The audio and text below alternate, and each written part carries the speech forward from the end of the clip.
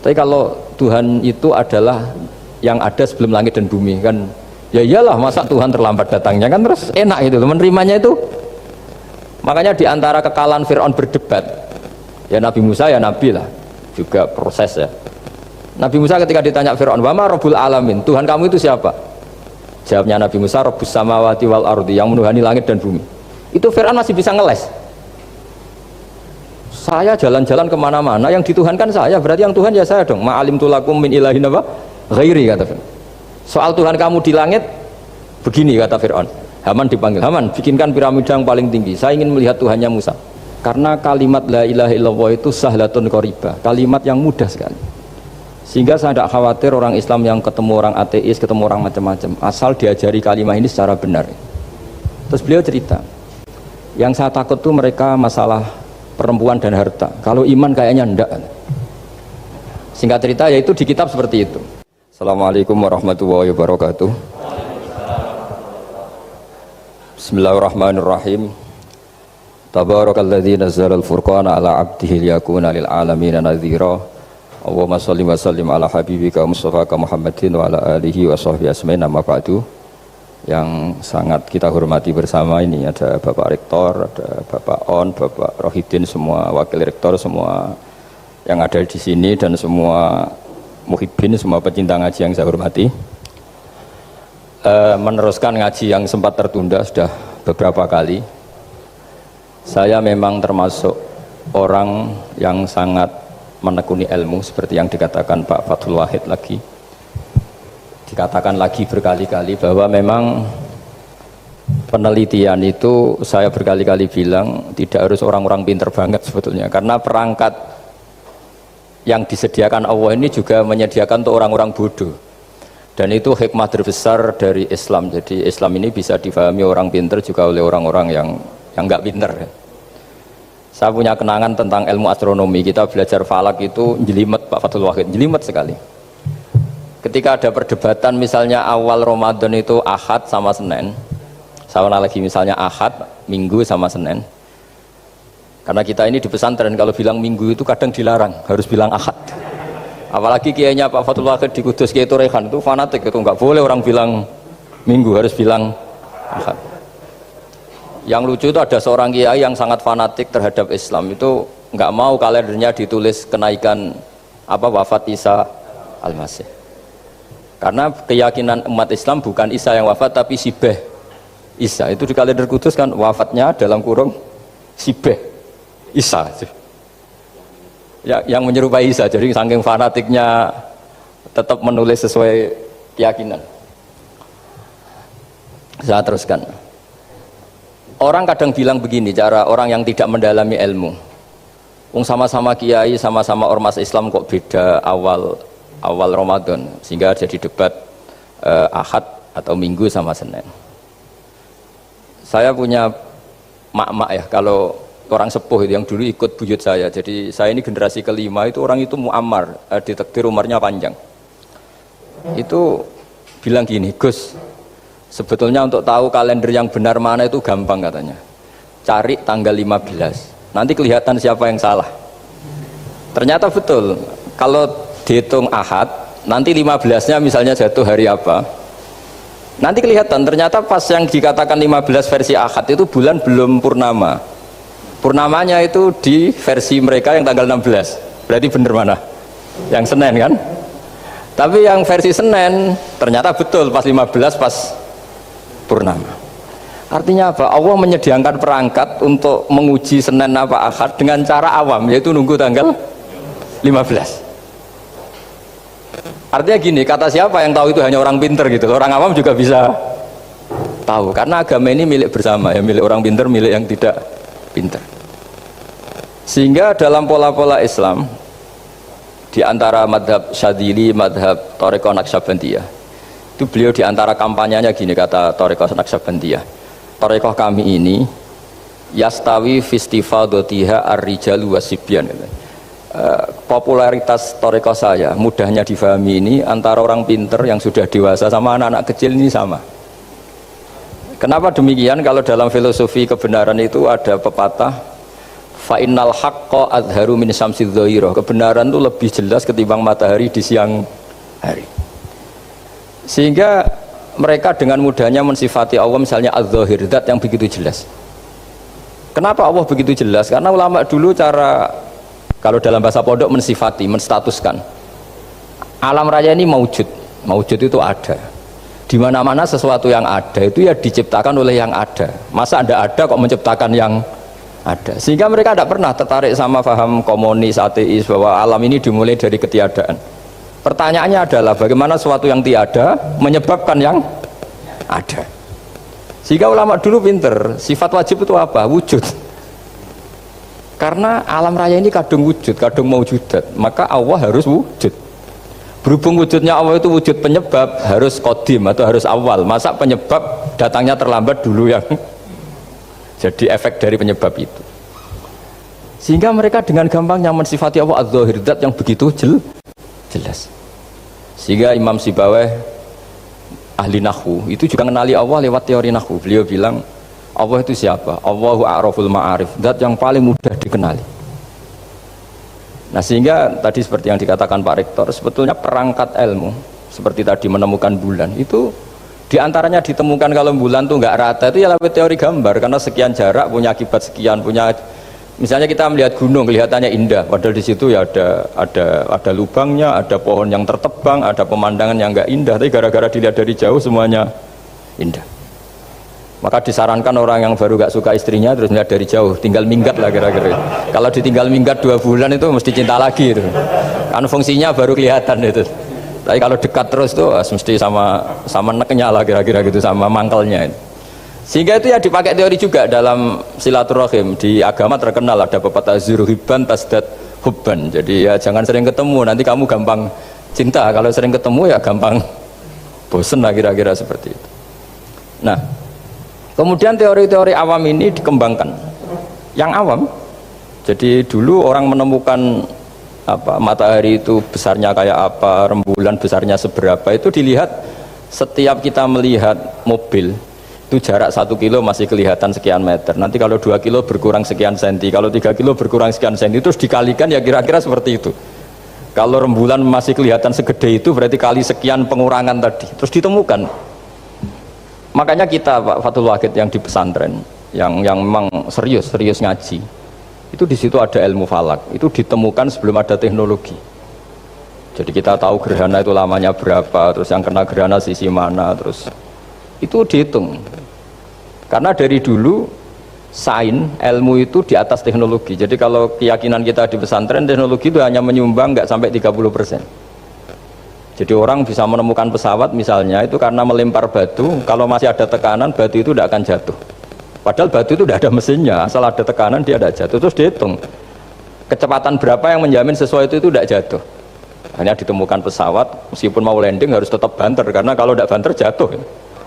Itu dihitung, artinya dari sains dulu baru ditemukan teknologinya untuk gimana supaya tetap kecepatan sekian itu ketika mau landing. Nggak boleh pesawat direm, kalau direm ya jatuh, karena tadi seperti batu dilempar dia nggak jatuh ya kalau masih ada tekanan. Sehingga instrumen itu ditemukan juga di bab tauhid. Saya punya kitab namanya Hasyiatut Turmusi, dikarang ulama top Indonesia namanya Syekh Mahfud At-Turmusi. Itu beliau cerita Imam Al-Amudi itu ulama top, tapi dia itu unik, tiap ngajar santrinya itu ngajar matematika, ngajar ilmu eksak.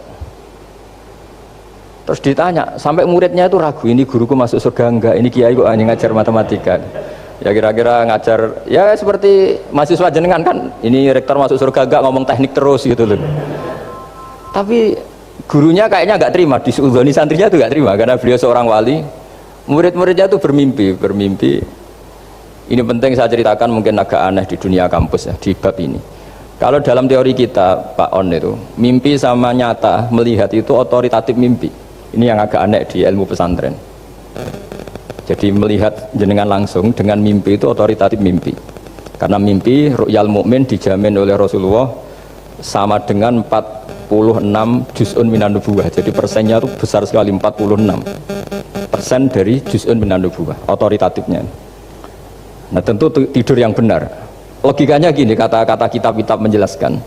Orang kalau melihat langsung itu pasti terpengaruhi oleh cinta atau tidak cinta, senang atau tidak senang, sedang butuh apa enggak. Jadi kalau saya sedang butuh dengan Pak Rektor itu melihatnya dengan penuh harapan.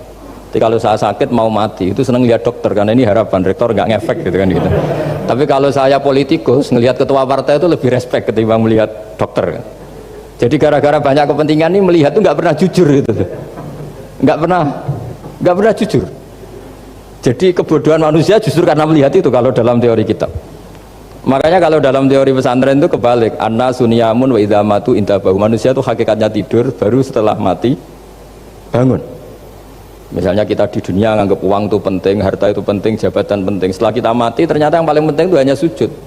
Karena kamu itu kenangan ketemu Allah terbaik itu sujud. Yang kita anggap penting di dunia semuanya tidak penting. Yang kita anggap sepele kayak sholat ternyata itu super penting. Tapi sadar itu nunggu nanti di akhirat.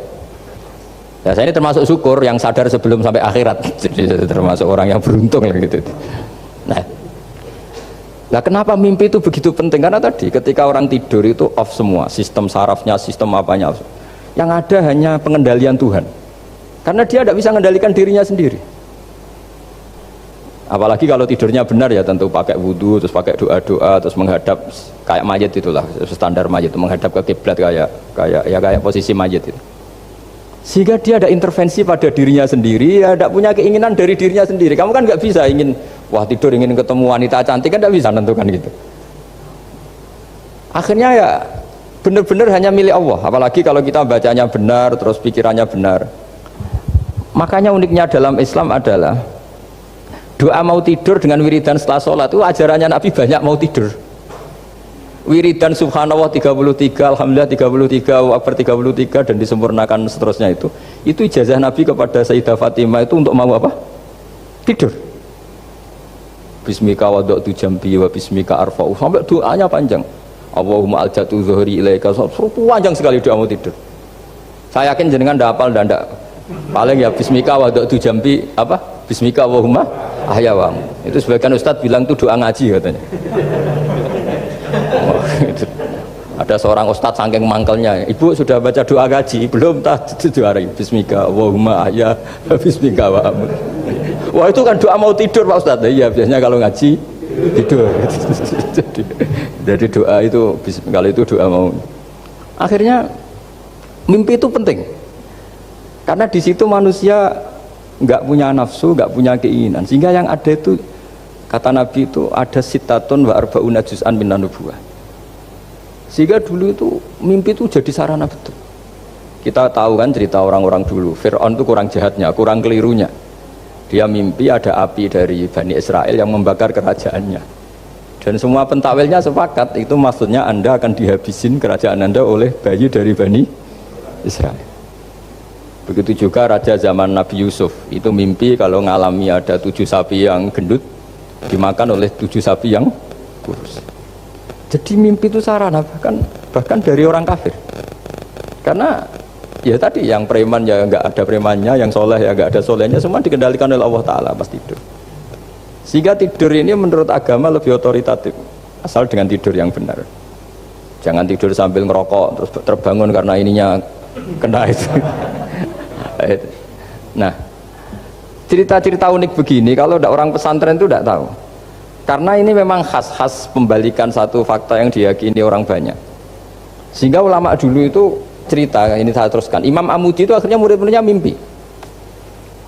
Mimpi di situ tanya, Pak Ustadz, Anda masuk surga enggak ketika hidupnya hanya nerangkan matematika? Oh iya, saya bahkan enggak sekedar di surga.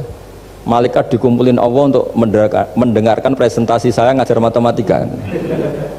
Jadi kata dia cerita, Allah bilang gini ke malaikat, hei para malaikatku, kenapa kamu iman sama saya? Ya karena saya melihat engkau ya Allah, melihat kekuasaan engkau. Tapi imannya orang ini itu melebihi iman kamu. Wah ya tidak bisa, saya melihat engkau langsung, ini tidak melihat engkau langsung, kenapa begitu yakin seperti yakin kita? Oh iya. Terus Imam Amudi, silahkan ajari matematika. Imam Amudi mulai ngajari matematika. Terus beliau ngajari ya sederhana. Angka 2, 3 sampai ribuan sampai jutaan itu bin nisbat ilal wahid nisbatun wahidah, yaitu nisbatul far'i ilal asli. Hanya ngajar itu dok. Dunia ini apapun banyaknya variannya, apapun banyak makhluknya, itu semuanya adalah nisbatul far'i ilal asli. Angka 2 ya cabangnya 1, 1 juta ya cabangnya 1, semua itu dimulai dari 1. Jadi di mana-mana hitungan itu dimulai dari 1. Dan 1 ini harus ada, yaitu Tuhan. Matematika akhirnya malaikat, wah keren juga maksudnya. Keren juga maksudnya. Akhirnya Allah bilang, dan itu didawuhkan juga oleh Rasulullah SAW, tuba liman amana bi walam yaroni. Yang hebat itu imannya orang yang enggak melihat saya. Makanya masyhur itu, malaikat ditanya Allah, siapa iman yang paling kuat? Ya kita, karena melihat engkau langsung ya Allah. Para nabi. Terus tapi yang dari sekian pertanyaan itu jawab sama, yang paling ajaib adalah umat-umat Muhammad di akhir zaman, enggak menangi nabinya, juga enggak pernah lihat surga neraka, tapi iman sama saya. Dan mereka punya cara untuk imannya ini berkualitas sama dengan kamu para malaikat. Ya diantaranya dengan cara logika tadi yang saya utarakan tadi. Am khuliqu min ghairi syai'in am humul khaliqun. Kalau alam raya ini wujud, maka penyebabnya harus sesuatu yang wujud. Masa sesuatu yang enggak wujud menyebabkan yang wujud? Kalau angka 10 ada, 1 juta ada, pasti dimulai angka 1. Makanya nisbatus naini wal arba'ah ila ma la nihayatalaha, itu semuanya nisbatul far'i ilal asli. Semua angka berapapun jumlahnya itu binisbat ilal wahid adalah nisbatul far'i ilal asli. Itu cara-cara, makanya tadi kajian ilmu itu tidak ada habis-habis. Makanya perasaan saya itu kemungkinan orang Islam jadi ateis itu kecil, Pak Fatullah. Saya punya kitab, ini saya ulang lagi, kitab calon wali. Kenapa saya sering cerita wali? Kalau di kampus itu kan orang inginnya ya jadi dekan, jadi rektor, atau jadi menteri lah kira-kira gitu. Kalau di pesantren orang itu cita-citanya satu, ingin jadi wali. Ya supaya majelis ini barokah, saya tidak perlu cerita dunia kampus. Kalau ceritakan corong jongu ya segoro lah. Bongso keinginan gitu kan tidak selera saya, juga ada dunia saya. Supaya sampai dapat ilmu ya saya cerita dunia. Itu kitab, saya punya kitab calon wali lah kira-kira, atau wali sudah wali top, namanya kitab Tasbitul Fuad, karangannya Sayyid Abdul Haddad.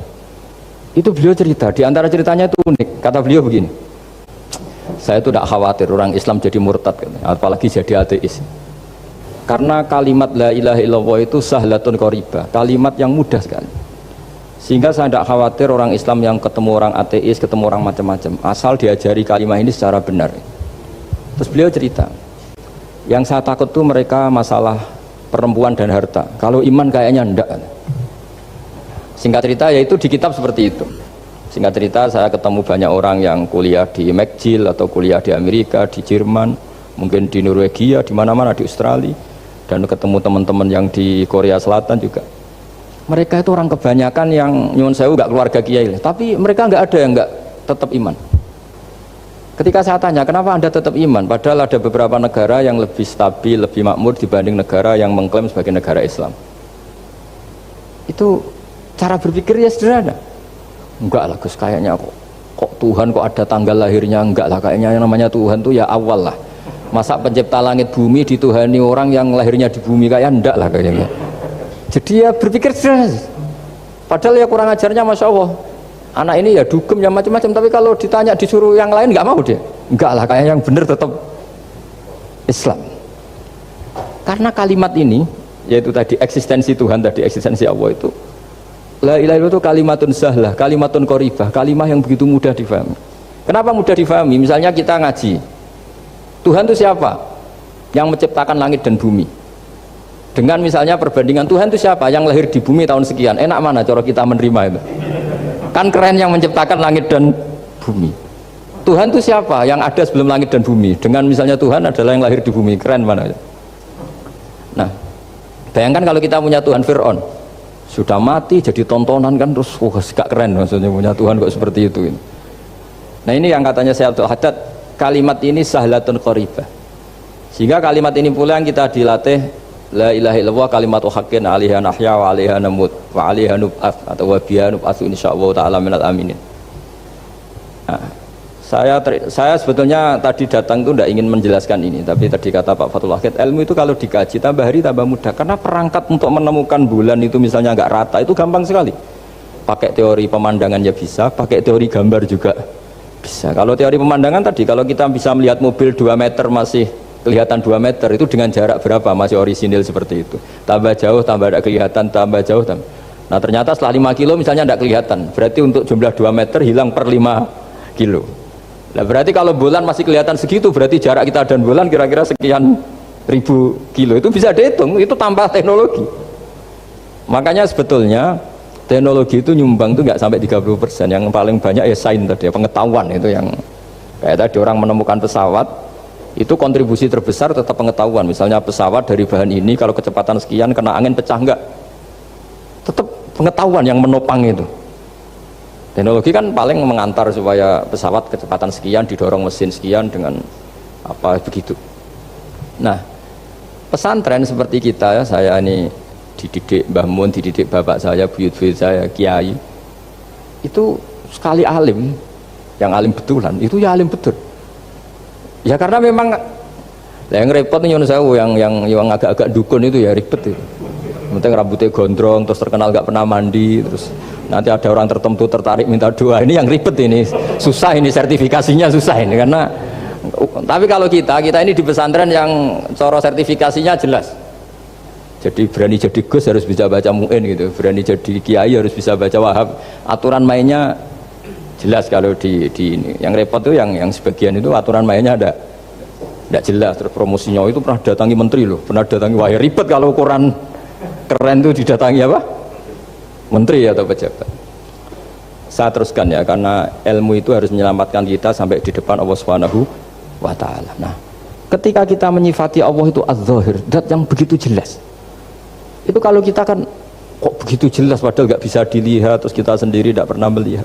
Tapi eksistensi Tuhan sebagai Tuhan itu al-wajibil wujud itu jelas sekali, karena nggak mungkin suatu yang wujud diciptakan oleh yang tidak wujud. Kenapa harus awal? Masa pencipta datangnya terlambat? Terus juga harus bako itu abadi atau al-akhir kalau dalam bahasa Quran. Masa zat yang superior kemudian kalah sama yang diciptakan? Berarti nanti ada kekuatan besar yang mengalahkan Tuhan. Ya kan ya aneh, kekuatan ini dalam kendalinya kemudian Allah kalah kan tidak mungkin. Makanya disebut al-akhir, Allah pasti tidak ada yang mengalahkan. Terus diantaranya lagi disebut qiyamuhu binafsihi, kalau dalam bahasa Quran disebut al-qayyum, zat yang berdiri sendiri. Nggak boleh Tuhan butuh yang lain. Kalau butuh yang lain berarti bergantung pada yang lain, dan nggak usah jadi Tuhan lah kalau masih butuh yang lain. Sehingga karena kekuatan ini, saya ulang lagi, karena kekuatan ini, ketika anak-anak mahasiswa kuliah di Jerman atau di Swiss, di negara-negara yang lebih bahagia ketimbang negara yang mayoritas muslim, itu mungkin mereka tertarik sama sistem negara itu karena ada jaminan sosial ini, tapi nggak pernah tertarik sama Tuhannya negara itu, karena dihitung-hitung tadi Tuhannya mesti keren kita gitu. Jadi, nah ini cerita ke saya Abdul Haddad, kata saya Abdul Haddad, kamu udah usah khawatir lah umat Islam murtad atau jadi ateis gitu, karena penjelasan tauhid Islam itu begitu jelas. Jadi by design manusia itu pasti nerima tauhid kira-kira gitu. Jadi ini pentingnya adz-dzahir. Jadi Allah itu begitu apa? Jelas. Tapi Allah juga mensifati dirinya al-batin. Nah, al-batin itu gak mudah dikenali. Kenapa? Karena tubuh kita desainnya ini profan, tubuh kita tidak sempurna, rentan. Nah, tentu sesuatu yang nggak sempurna ini tidak bisa melihat zat yang super apa? Sempurna. Kita bisa rusak sementara Allah tidak. Nah karena alasannya tubuh kita ini didesain untuk rusak, maka di surga itu keyakinan para ulama orang bisa melihat Allah karena desain tubuhnya sudah dirubah dari desain profan menjadi keabadian, sehingga di sini terus ada kelayakan melihat. Itu pun tetap min ghairi kaifin walan hisorin, tetap ya bisa melihat, tapi corong Jawa itu kecelok melihat tapi tidak sampai faham, karena bagaimanapun Allah itu la tudrikul absar wa huwa yudrikul absar. Bagaimanapun Allah itu laisa kamitslihi syai'un, tidak ada padanannya. Jadi makanya Allah punya sisi adz-dzahir bisa dikenali sekali. Kenapa? Ya tadi nisbatus naini wal arba'ah ila ma la nihayata laha, itu nisbatul far'i ilal asli. Saya punya kitab Pak Fathul Wahid, diajar Mbah Mun dulu, kitab Al-Husunul Hamidiyah. Itu yang ngarang itu ya kayak kelihatan ngawur, tapi ngawurnya orang alim. Jadi di situ ada gambar, gambarnya tuh nggak jelas. Mungkin pengarangnya juga nggak bisa gambar kayaknya. Wah bulat, benang bulat ada, gambar gunung ada, gambar yang tambah ngawur ya banyak sekali. Gambarnya tuh nggak ada yang jelas. Tapi dari nggak jelas itu beliau bilang gini, gambar yang bulat ini, yang nggak jelas ini, tetap kamu punya rumus kan? Itu dimulai dari satu titik. Mau gambar gedung tingkat 5, mau gambar hutan ada harimaunya, tetap dimulai dari satu titik. Ya alam raya ya seperti itu, mau ada Mars cek, mau ada Jupiter kayak tetap dimulai dari situ titik. Nah, ini namanya nuqtatul wujud, titik kewujudan, yaitu Allah Subhanahu wa ta'ala. Sehingga ketika kita ngaji, ketika di pesantren dulu, penjelasannya adalah Al-Quran maknanya dipadatkan di Fatihah, Fatihah dipadatkan di Bismillah, katanya Bismillah dipadatkan di titiknya ba. Nah titik ba ini dianggap titik awal wujud, bi kana makana wa bi yakunu mayakun. Kira-kira Allah mentitahkan karena saya semuanya yang ada, dan karena saya yang mau ada bisa saya adakan. Nah, itu sirinya lah. Jadi menerangkan tauhid itu pakai gambar. Gambarnya keliru sekali lah kalau dalam orang seni mesti ngeliat gak seni itu. Karena dia agak butuh gambarnya, butuh mau menjelaskan buat dunia sebanyak ini, buat alam raya sebanyak ini tetap dimulai dari satu titik. Nah, sehingga di sini ada tauhid, qul huwallahu ahad, Allahus samad, dan seterusnya. Nah, saya mohon lewat penjelasan ini ya, baik orang yang ahli teknik maupun ahli medis, ahli apa saja, tolong latihlah memberi penjelasan yang mudah, sehingga agama ini mudah dicerna. Sehingga kalau ini dijelaskan cara mudah beragama itu jadi gampang. Makanya ciri utama agamanya orang-orang baik itu satu, man radiya billahi robba. Radiya itu seneng banget. Kenapa seneng banget? Karena memang agama ini nyaman, indah. Jadi datang dengan kebenaran yang mudah dicerna. Coba kalau agama ini datang dengan cara misalnya gini, kamu harus menuhankan ini, dan kita tahu itu lahirnya di bumi, kan ada yang ganjel. Kok Tuhan sama buminya dulu, buminya ini gimana ini? Kan pusing. Bu Anda profesor nggak bisa jawab itu. Tapi kalau Tuhan itu adalah yang ada sebelum langit dan bumi, kan ya iyalah, masa Tuhan terlambat datangnya, kan terus enak itu menerimanya itu. Makanya diantara kekalahan Fir'aun berdebat, ya Nabi Musa ya Nabi lah, juga proses ya. Nabi Musa ketika ditanya Fir'aun, wa ma rabbul alamin, Tuhan kamu itu siapa? Jawabnya Nabi Musa, rabbus samawati wal ardi, yang menuhani langit dan bumi. Itu Fir'aun masih bisa ngeles. Saya jalan-jalan kemana-mana, yang dituhankan saya, berarti yang Tuhan ya saya dong. Ma'alim tulakum min ilahin apa? Ghairi, kata Fir'aun. Soal Tuhan kamu di langit, begini kata Fir'aun. Haman dipanggil, Haman bikinkan piramida yang paling tinggi, saya ingin melihat Tuhannya Musa. Musa bingung kan? Padahal kalau naik piramida nanti Fir'aun pun tidak bisa melihat Allah kan?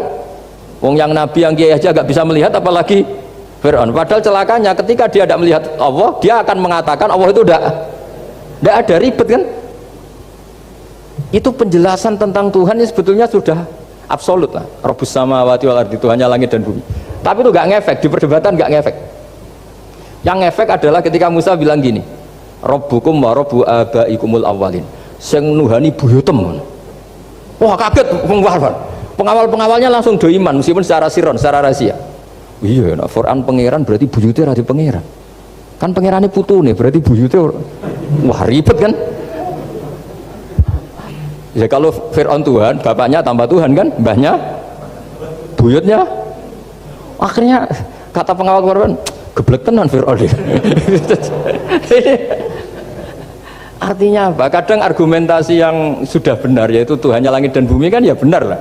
Tapi itu tidak ngefek di perdebatan, tidak ngefek. Yang ngefek adalah ketika Rabbukum wa rabbu abaikumul awwalin, yang nuhani nenek moyang kamu. Orang mulai mikir kalau Fir'aun itu Tuhan, lalu nenek moyangnya Tuhannya siapa?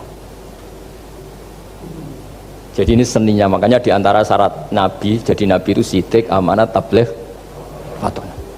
Fatona itu ada kecerdasan. Dulu Nabi ya sering dibully, jangan kira Nabi itu nggak sering dibully, sering juga Pak Rektor. Jadi ada unta itu kena kudis. Kudis itu ya jenis penyakit menular lah. Nabi dengan teori tawakalnya, Nabi itu punya dua teori, kadang pakai teori tawakalnya, kadang pakai teori preventif. Makanya Nabi pernah ngendikan kalau ada penyakit menular di situ, kamu jangan di situ. Itu pakai teori preventif. Tapi kadang Nabi pakai teori tawakal. Nabi menghentikan la adwa wala tiarut, tidak ada penyakit menular. Terus orang-orang yang ya usil lah kira-kira gitu, ada unta kena kudis, dijejerkan yang waras, ternyata yang waras ikut kudisen lah, ikut sakit. Semenang orang ini, ya Rasulullah ini saya jejerkan, ternyata yang nggak tertular jadi tertular, padahal engkau bilang nggak ada penyakit menular. Nabi jawabnya lucu, faman a'dal awwala, kalau yang pertama ini tertular siapa? Dia dikira Nabi itu kalah karena melihat unta yang kedua. Ternyata Nabi enggak, ketika dipanggil ya Rasulullah ini unta agak gudikan, tak jajarkan yang kudisen, ternyata ikut Kudisen berarti penyakit itu menular. Tapi Nabi jawabannya faman a'dal awal. Lalu yang kena penyakit pertama tertular oleh siapa? Wah itu asli dari Allah. Ya maksud saya seperti itu kata. Nah itu yang dikatakan fatona. Jadi Nabi itu harus punya sifat apa? Fatona. Karena dengan kecerdasan itu Nabi bisa berargumentasi. Kayak tadi, ketika Fir'aun dikatakan Allah yang menuhani langit dan bumi, Fir'aun masih mengklaim dia Tuhan. Karena di mana-mana dia dituhankan. Tapi ketika diingatkan bahwa kamu anak seorang manusia, punya bapak, punya kakek, punya buyut, punya canggah kalau bahasa Jawa. Lalu kalau kamu yang Tuhan, dan Tuhan dimulai Anda, lalu mbah-mbah kamu Tuhannya siapa? Gak bisa jawab kan? Akhirnya banyak punggawa yang saat itu iman.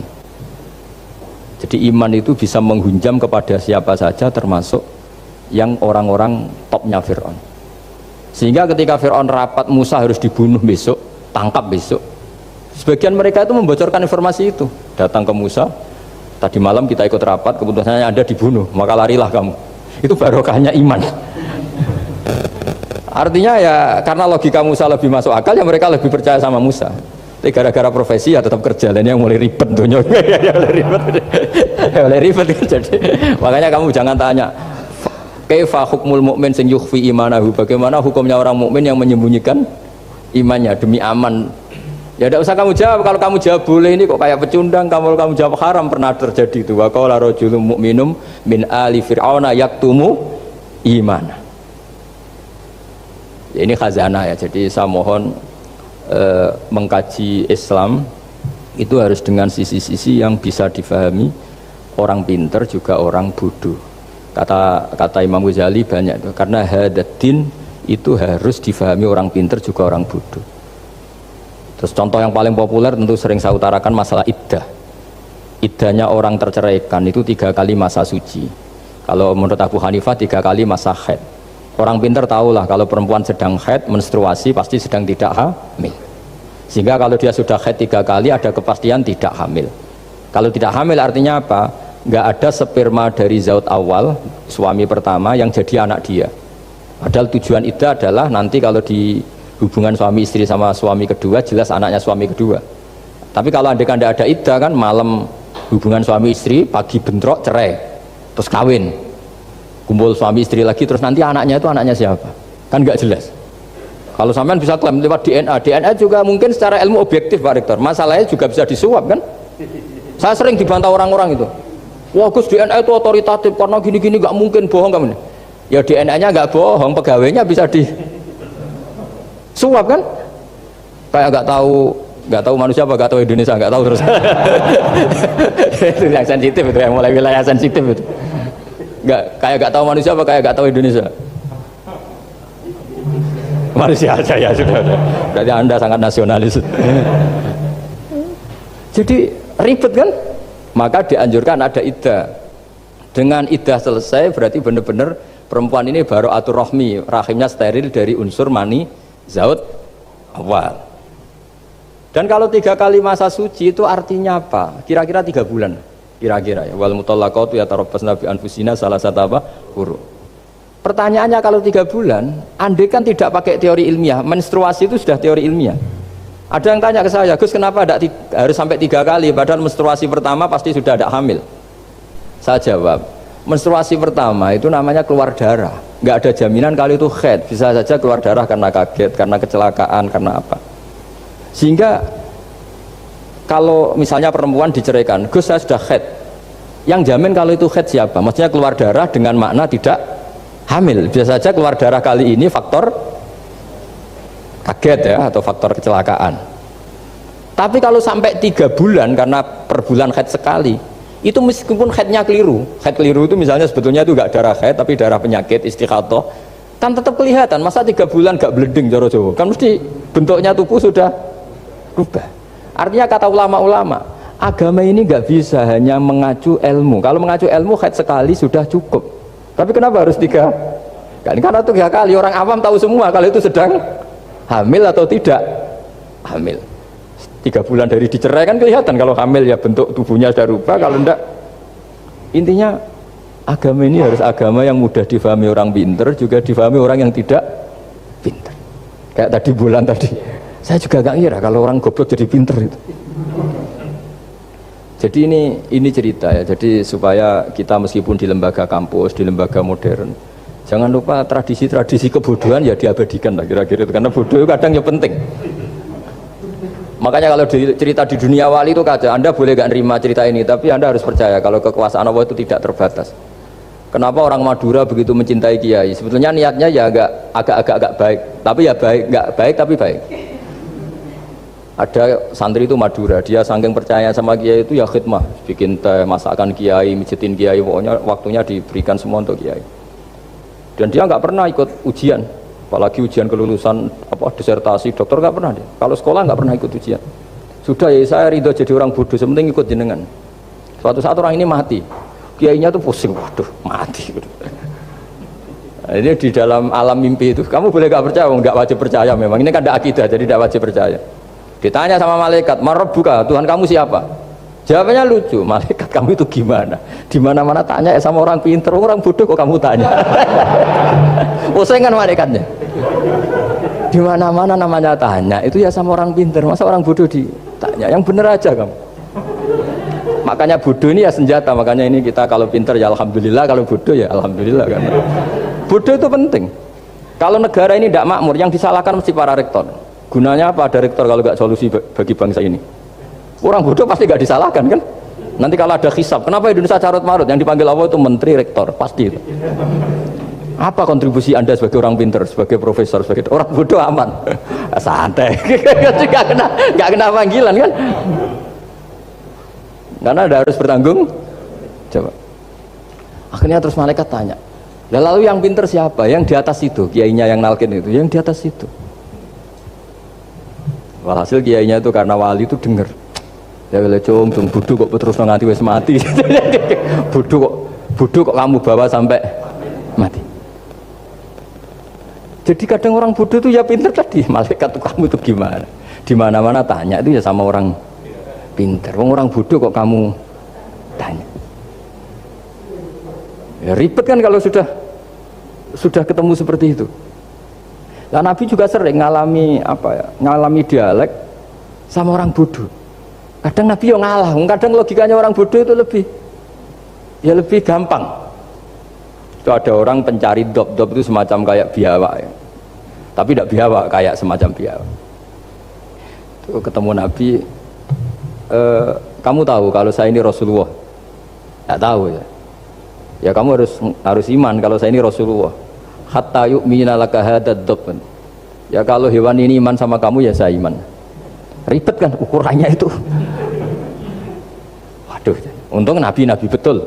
Terus Nabi tanya, "Dok, kamu tahu kalau saya Rasulullah?" Terus doknya saat itu bisa bicara asyhadu annaka Rasulullah, terus baru iman. Imannya tanya, "Kenapa kamu iman sama Rasulullah?" Hewan aja tahu kalau dia Nabi apalagi manusia. Sehingga di masyhur itu di acara-acara kita kalau wadhabbu wal ghazalah yasyadani laka bir risalah itu. Jadi wadhabbu wal ghazalah yasyadani laka bir risalah. Sehingga nah, kekeliruan kita, saya sering ngomong di mana-mana, matur di mana-mana. Masyarakat Indonesia mayoritasnya tetap yang nggak pinter. Orang Islam mayoritas yang nggak pinter. Lalu orang nggak pinter ini diabaikan sehingga mereka tidak jadi energi yang luar biasa untuk mengawal Islam atau mengawal Indonesia. Itu keliru menurut saya. Menurut saya orang-orang yang nggak pinter pun itu punya nurani. Zaman kita dijajah Belanda, itu tidak semua orang rektor, tidak semua orang profesor, tidak semua orang kiai, tidak semua orang alim. Mereka orang-orang yang nggak terpelajar, tapi tetap tahu caranya melawan apa? Belanda, melawan penjajah. Karena tadi manusia ini diciptakan itu sudah punya pengetahuan. Seperti mukadimah dibaca Pak Rektor, Iqra wa rabbukal akram alladzi 'allama bil qalam 'allamal insana ma lam ya alam. Jadi bawaan manusia itu akan tahu untuk sesuatu yang perlu diketahui meskipun dia orang bodoh. Saya ulang lagi, meskipun mereka orang apa? Orang bodoh. Ya, di sini nih Islam datang yastawi fistifadatiha fistifadati syariah ar-rijalu wasibyan, bahwa ukuran kebenaran itu adalah siapapun mudah tahu. Bahwa angka 2, angka 3, angka 5 itu adalah far'ul wahid, cabang dari angka 1. Fal aslu huwal wahid, yang asli adalah angka 1. Dan 1 ini harus 1. 0, itu ditemukan untuk setelah ada angka 1. Jangan keliru kamu. Tanpa ada angka 1 tidak ada 0. 0 ada gunanya kalau ada 01. Misalnya ada orang bilang, tapi kan ada 0 0,5 itu tetap saja harus ada angka 1, nggak bisa. Kamu bayangkan 0,5 kan karena ada 1. Artinya apa? Kamu bilang separuh dari 1. Tapi itu pun karena sudah ditemukan aljabar. Makanya kalau dalam matematika Arab, mungkin di sini banyak orang eksak. Kalau matematika Arab itu mudah sekali, Pak. Orang Arab itu nggak mau bilang 2,5. Misalnya zakatnya tijarah itu 2,5. Itu kan kalau kita zaman SD kan garap porogapit. Itu orang Arab nggak mau. Saya pernah cepet-cepetan garap matematika, yang ahli matematika sama saya itu cepet saya. Karena saya pakai matematika bodoh. Justru itu gampang. Kalau orang Arab cara berpikir gini, kalau bilang 2,5 itu rubul usur. Apa? Rubul usur. Dari rubul usur gini, 1/4 dari 1/10. Jadi misalnya 100 1/10-nya berapa? 10. Setelah 10 1/4-nya berapa? 2,5. Jadi bertahap, rubul usur. Sehingga misalnya gitu, 1 juta kan angkanya nolnya kan 6. Kalau kamu porogapit 2,5 kan koselen dia porogapit.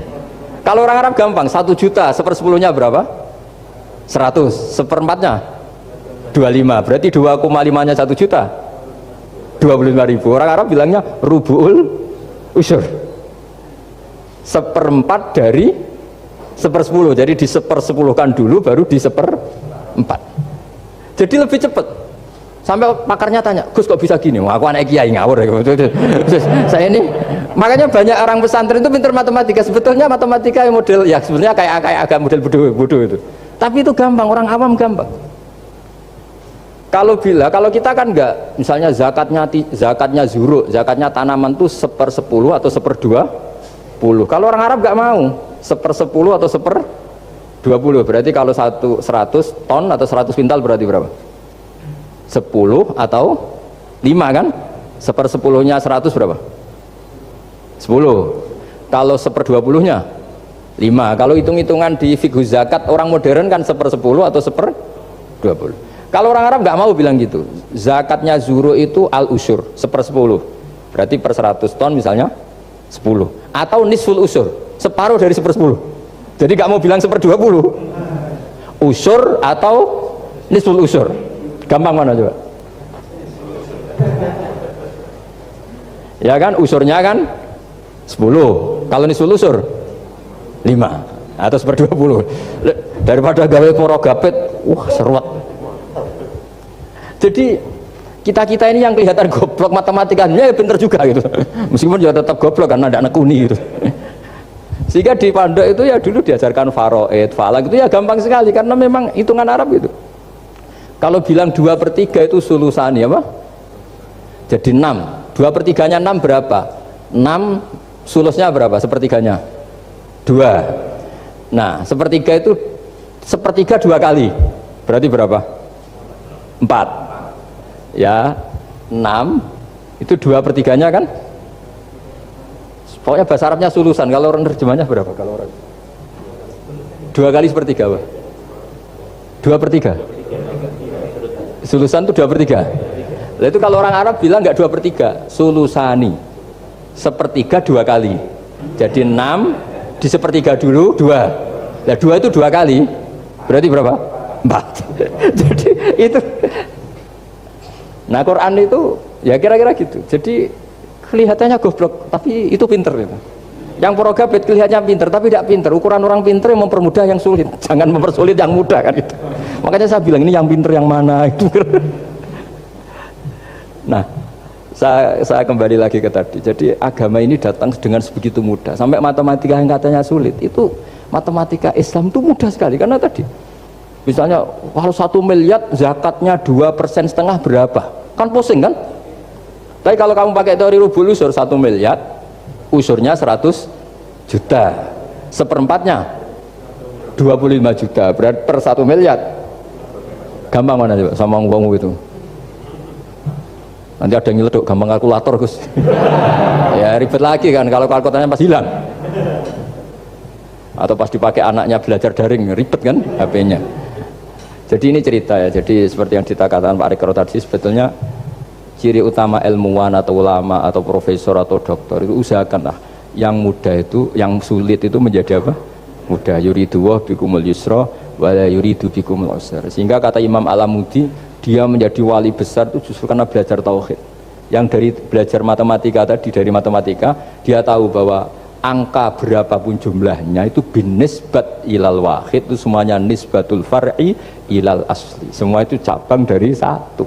Alam ini kayak apa besarnya, apa Mars, ada Jupiter, tetap semuanya nisbatnya ke Allah adalah nisbatul far'i ilal asli, semua itu diciptakan oleh pokok yang satu, yaitu Allah Subhanahu wa ta'ala. Saya kira demikian. Assalamualaikum warahmatullahi wabarakatuh.